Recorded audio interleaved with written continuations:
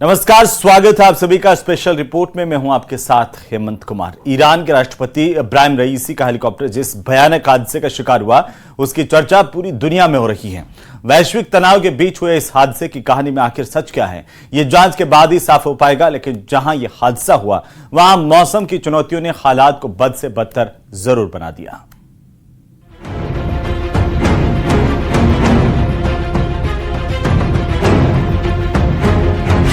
कैसे क्रैश हुआ हेलीकॉप्टर? क्या खराब मौसम बना हादसे की वजह?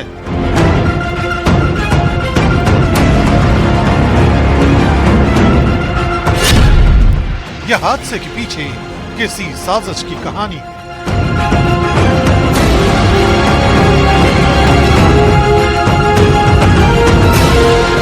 तिहत्तर रेस्क्यू टीम, दर्जनों फाइटर ड्रोन, 2 प्लेन, कई हेलीकॉप्टर, रैपिड रेस्पॉन्स सैटेलाइट, 2024 का सबसे बड़ा तलाशी अभियान। मिडिल ईस्ट में तनाव की लहर के बीच ईरान के राष्ट्रपति इब्राहिम रईसी के हेलीकॉप्टर क्रैश की खबर ने पूरी दुनिया में हड़कंप मचा दिया। दुनिया भर की वेबसाइट और अखबार के पन्नों में सिर्फ और सिर्फ एक खबर, और वो इब्राहिम रईसी के साथ हुए हादसे की खबर।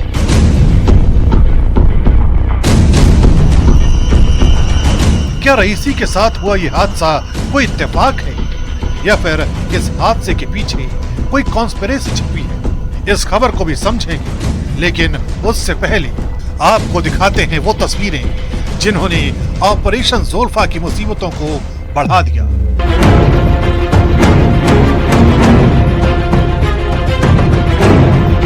कोहरे और तूफानी हवाओं के बीच हादसे से जुड़े एक एक सुराग को तलाशने के लिए एड़ी चोटी का जोर लगाया जा रहा है।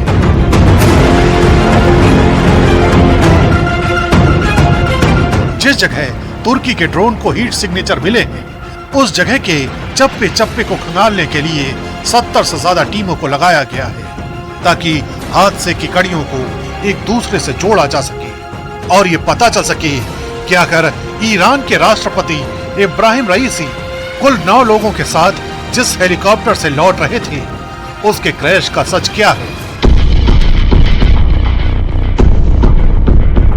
इस हादसे को लेकर रूस के राष्ट्रपति व्लादिमीर पुतिन ने ईरान के राजदूत को अपने दफ्तर में बुलाया है और इस हादसे से जुड़े अलग अलग पहलुओं को गहराई से देखा जा रहा है।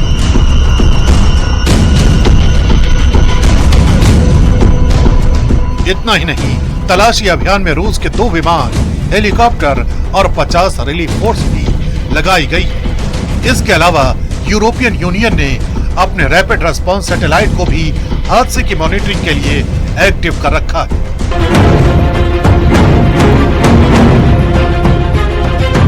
उधर ईरान में पसरे मातम के बीच इजराइल के धर्मगुरुओं ने खुशी जाहिर की है और इस हादसे को ईश्वर का इंसाफ बताया है। ईरान की सरकार इजराइल को अपना कट्टर दुश्मन मानती है और यहूदियों को दुनिया से खत्म करने के इरादे खुलेआम जाहिर करती रही है। यरूशलेम पोस्ट के मुताबिक इजराइल के रब्बी मीर अबुतबुल ने एक फेसबुक पोस्ट में इब्राहिम रईसी को लेकर भड़काऊ बयान जारी किया है। ये यहूदियों को फांसी देना चाहता था, इसलिए ईश्वर ने उन्हें और उनके पूरे इजराइल से नफरत करने वाले दल को हेलीकॉप्टर हादसे में नष्ट कर दिया। यह हादसा ईश्वर की सजा का एक रूप है। यही वजह है कि ईरान के साथ हुए इस हादसे को दुनिया महज एक इत्तेफाक नहीं मान रही है।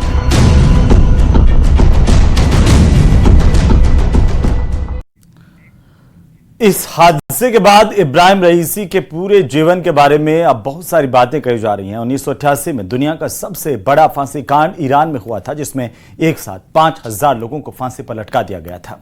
इस फांसी कांड में फैसला देने वाले लोगों में एक नाम इब्राहिम रईसी का भी था।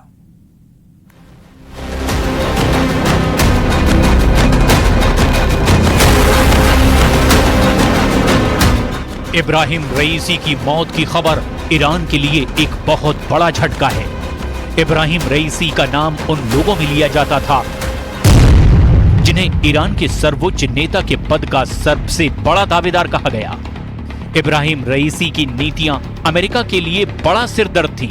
इब्राहिम रईसी से अमेरिका की दुश्मनी इतनी बड़ी थी कि इब्राहिम रईसी की मौत की खबर आने के बाद अमेरिका में ट्रंप की पार्टी के एक नेता ने खुशी जताई थी।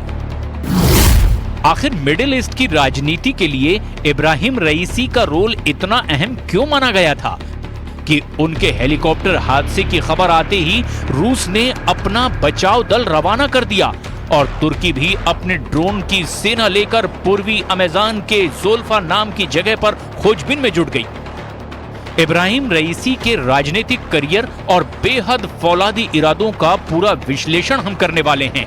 दुनिया में इब्राहिम रईसी को एक कट्टरपंथी मौलवी के रूप में जाना जाता है, जिन्होंने साल 2021 में ईरान के राष्ट्रपति पद की शपथ ली थी।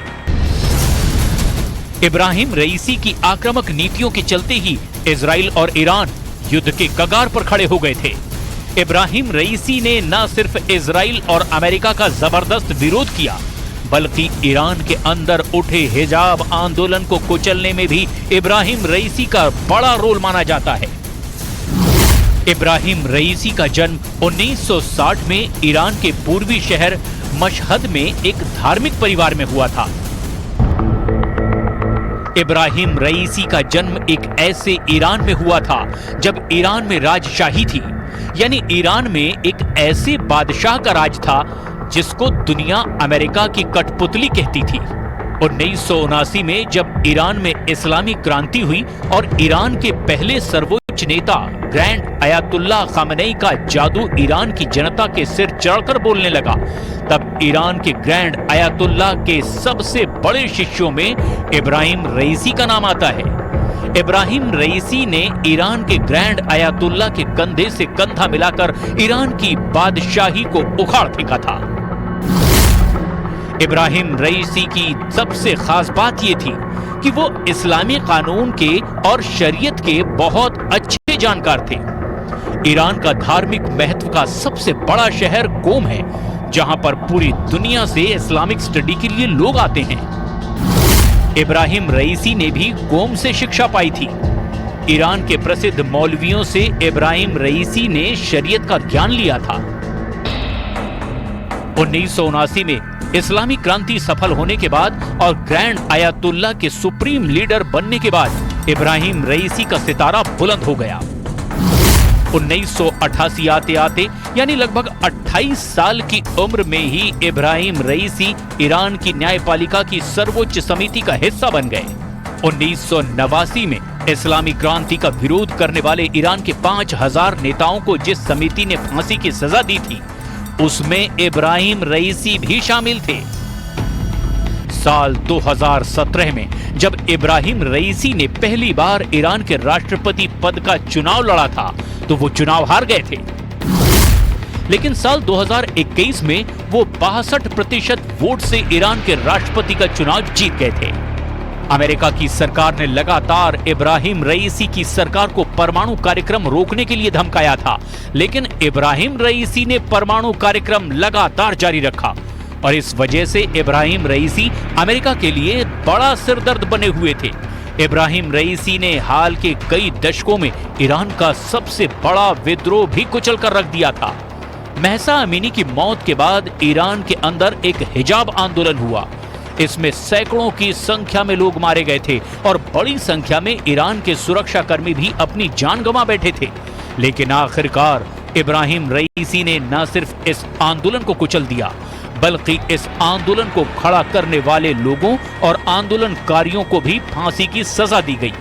इब्राहिम रईसी के इन तमाम फैसलों को लेकर दुनिया भर में उनकी निंदा हुई। हैरानी की बात यह है कि एक प्रमुख रिपब्लिकन सांसद रिक स्कॉट ने ईरानी राष्ट्रपति की दुर्घटना का स्वागत किया। स्कॉट ने एक सोशल मीडिया पोस्ट में रईसी के बारे में कहा, उन्हें प्यार या सम्मान नहीं मिला और कोई भी उन्हें याद नहीं करेगा।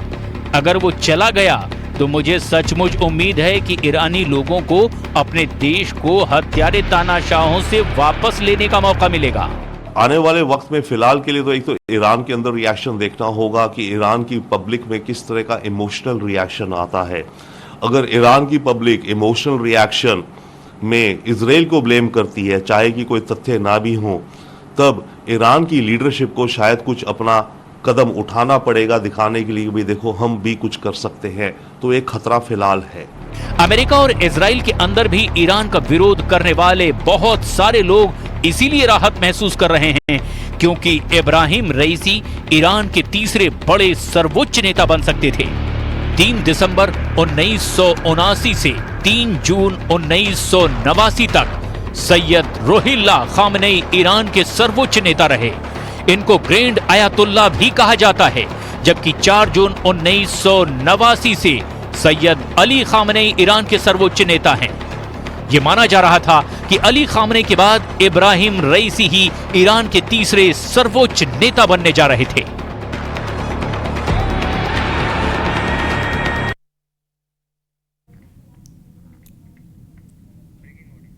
और इसी बीच बीकानेर के बज्जू से बड़ी खबर मिल रही है, जहां पर नर्सरी में भीषण आग लगने की जानकारी सामने आ रही है। आरडी 860 के पास नर्सरी में आग लगी है। सैकड़ों पेड़ आग की चपेट में आने से जल गए हैं। शॉर्ट सर्किट की वजह से यह आग लगी।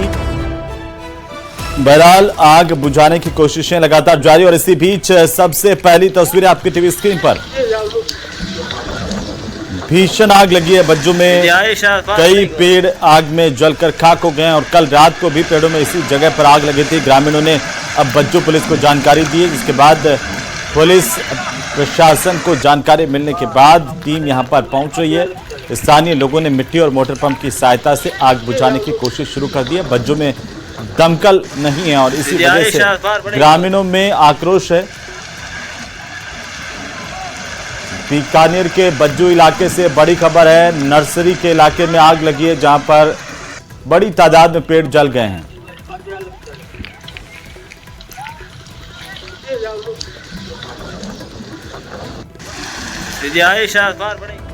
तो वहीं भारत और म्यांमार की वायुसेना ने 4 दिन का एक कार्यक्रम किया है, जिसमें पाकिस्तान की बड़ी फजीहत हुई है। म्यांमार में हुए एयरफोर्स के प्रोग्राम में पाकिस्तानी जंगी जेट JF-17 की पोल खुलकर के सामने आ गई।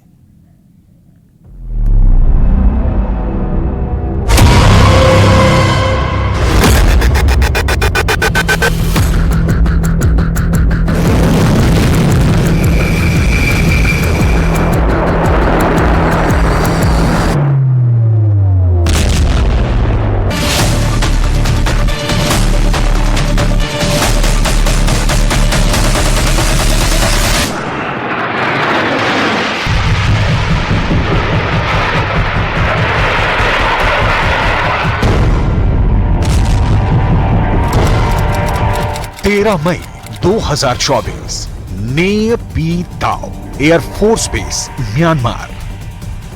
जंगी जेटों की गरज से थर्राते हवाई अड्डे में अचानक आसमानी योद्धाओं की हलचल तेज हो गई थी। फाइटर पायलट एक्शन मोड में आ गए, जैसे किसी बड़े ऑपरेशन का माहौल बन गया। आसमान में परवाज भरने जा रहे जंगी जेटों में खास बात यह थी कि फाइटर जेट के बेड़े में पाकिस्तानी एयरफोर्स का तूफान कहा जाने वाला जेट JF-17 भी मौजूद था।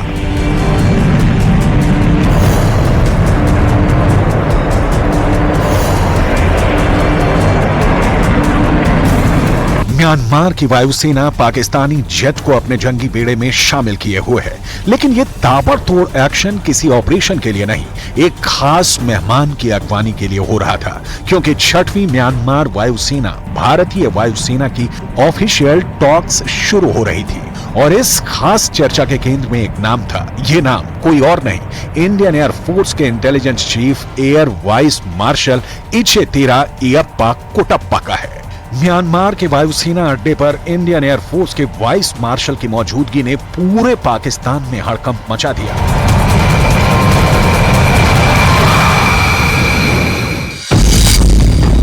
कोटप्पा की एंट्री से दहल गई पाकिस्तानी वायुसेना।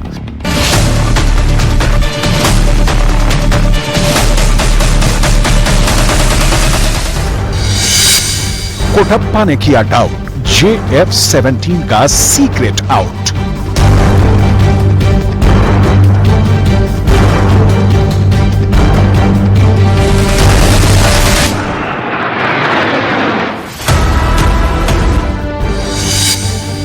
कबाड़ जंगी जेट का छलावा, JF-17 थंडर नहीं, फुस फाइटर।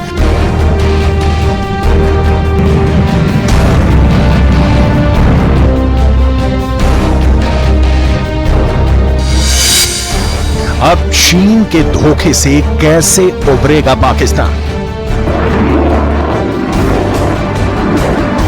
13 मई के बाद से पाकिस्तान की एयरफोर्स के लिए एक एक पल भारी पड़ रहा था। जैसे जैसे वक्त गुजर रहा था, पाकिस्तानी वायुसेना के अधिकारियों की धड़कनें बढ़ रही थी, लेकिन जो डर था हुआ वही, क्योंकि म्यांमार में पाकिस्तानी जंगी जेट की कलई खुल गई।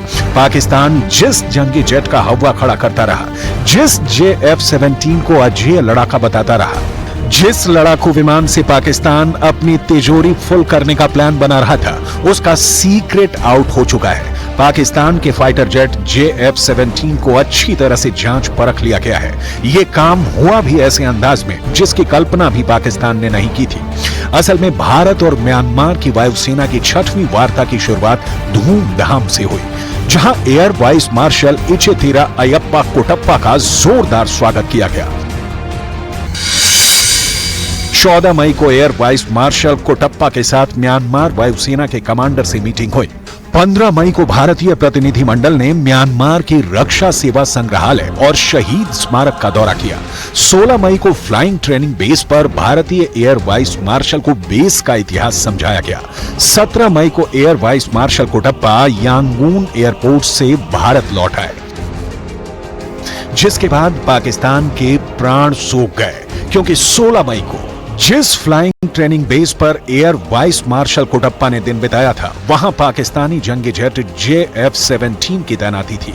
पाकिस्तान को यह लड़ाकू विमान चीन ने खैरात में दे रखा है। दोनों देश इस जंगी जेट को सबसे बड़ा आसमानी जंगबाज होने की डींगे हाँकते हैं, लेकिन इंडियन एयरफोर्स के इंटेलिजेंस ऑफिसर के इस जेट के सामने मौजूदगी भर से पाकिस्तानी फोर्सेज हांफने लगी। ताज्जुब की बात यह है कि JF-17 की जितनी हवा बनाई जाती है, आसमानी अखाड़े में उतनी इसकी बिसात भी नहीं है। म्यांमार एयरफोर्स के लिए तो पाकिस्तानी जंगी जेट जी का जंजाल बन चुका है। कुछ साल पहले के वाकये की कहानी म्यांमार में वाइस मार्शल कोटप्पा को पता लगी।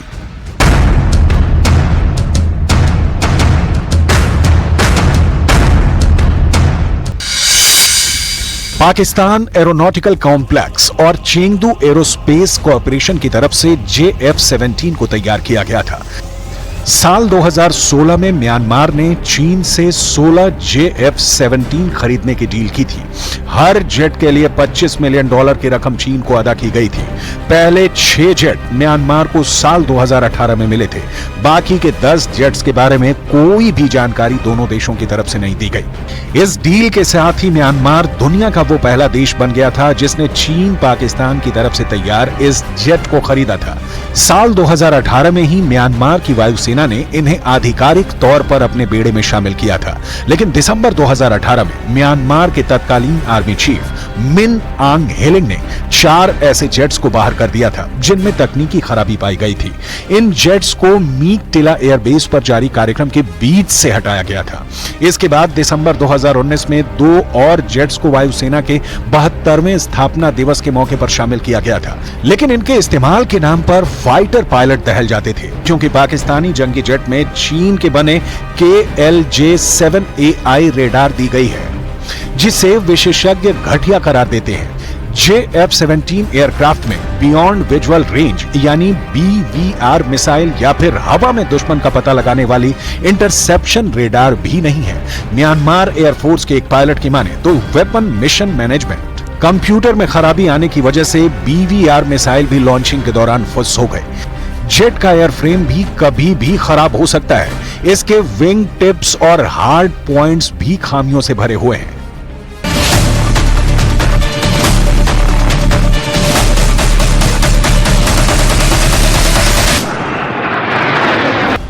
कुल मिलाकर पाकिस्तान की हवाई फौज जिस लड़ाकू विमान को तोप बताकर उसकी सौदेबाजी में जुटी थी, उसकी पोल खुल गई। हाल ही में पाकिस्तान ने इसी कबाड़ जेट को इराक को बेचकर मोटा माल अंदर कर लिया। पाकिस्तानी मीडिया द नेशन की रिपोर्ट के मुताबिक मुशाक ट्रेनर और JF-17 लड़ाकू विमान की 12 यूनिट इराक को बेची है। इस डील के एवज में पाकिस्तान को 1.8 बिलियन अमेरिकी डॉलर की एक मुश्त रकम भी मिली।